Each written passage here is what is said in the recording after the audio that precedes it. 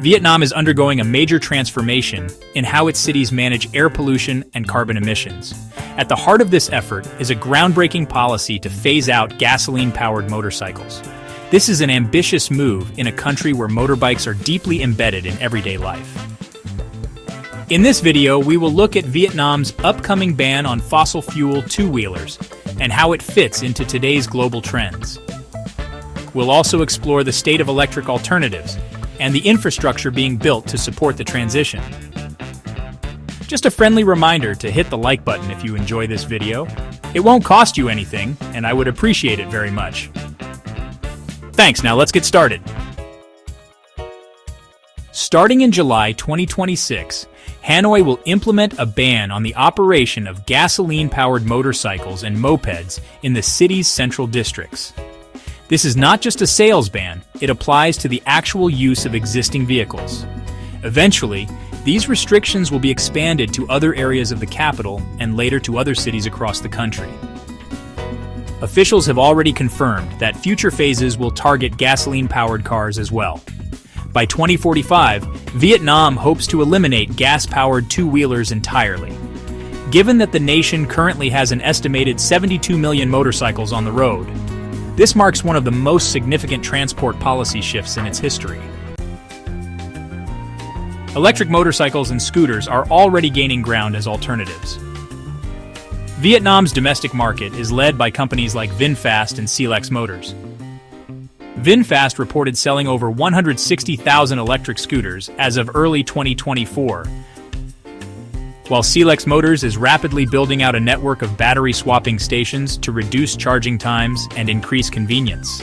However, electric two-wheelers still account for only about 5% of the total market, signaling both the scale of the challenge and the opportunity ahead. Vietnam's strategy reflects a larger international movement to phase out fossil fuel motorcycles. For instance, the United Kingdom and Taiwan aim to ban the sale of new gas-powered motorcycles by 2035. Amsterdam plans to prohibit petrol motorcycle use in low-emission zones between 2025 and 2030. Indonesia has set a 2040 target for ending gas motorcycle sales, and the Australian Capital Territory, or ACT, is moving toward a 2035 sales ban on light vehicles, including motorcycles. Many European Union countries are also adopting similar timelines. Most of these international policies focus on stopping new sales, but some cities, like Hanoi, are going further by restricting the operation of fossil fuel vehicles within specific zones. This dual strategy reflects a growing recognition that meaningful climate action must address not just what gets sold, but what is actually used on the streets. In contrast, the United States has been more cautious. There is currently no federal ban on gas-powered motorcycles. However, some states are moving independently. California plans to ban the sale of new gasoline-powered off-road vehicles, including dirt bikes, by 2035, though this does not apply to street-legal motorcycles. Other states like New York, Massachusetts, Oregon, Washington, and Hawaii have announced bans on the sale of new gasoline cars and trucks by 2035, but motorcycles remain largely unregulated. While motorcycle-specific bans are not yet in place, policy momentum may eventually expand in that direction. The environmental and public health benefits of banning gasoline motorcycles are significant. These vehicles are major contributors to urban air pollution, emitting nitrogen oxides and particulate matter that cause respiratory and cardiovascular problems.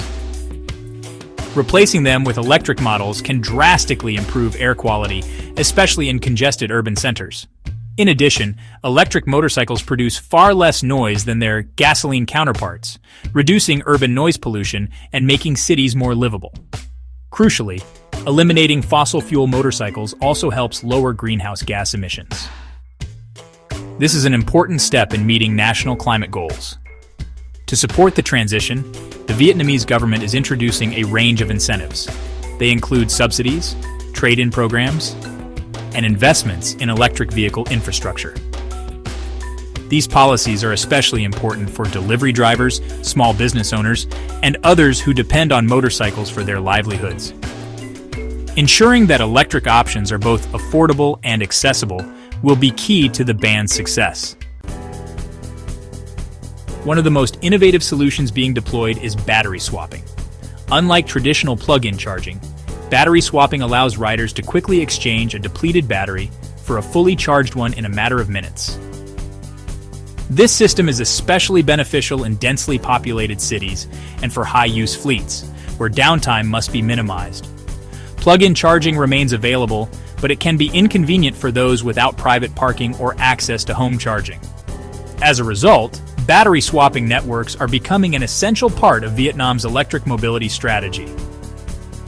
Battery swapping is already gaining traction in Vietnam and other parts of Asia, where millions of two-wheelers are used daily. It addresses key barriers to adoption of speed, convenience, and space, and helps build the infrastructure needed to make electric motorcycles a viable alternative to gasoline models. In summary, Vietnam's gas-powered motorcycle ban will start with operational restrictions in Hanoi's core in July 2026. This represents one of the most assertive efforts in Asia to phase out fossil fuel-powered two-wheelers. It is a response to growing urban air pollution, climate challenges, and the need for quieter, cleaner streets. While the transition will be complex, the combination of government policy, industry innovation, and infrastructure investment suggests Vietnam is serious about leading the way toward a cleaner transportation future. So, what do you think? Leave me a comment, and before you go, check out some of my other videos. Don't forget to hit the like button and subscribe. Thanks for watching, and we'll see you at the next one.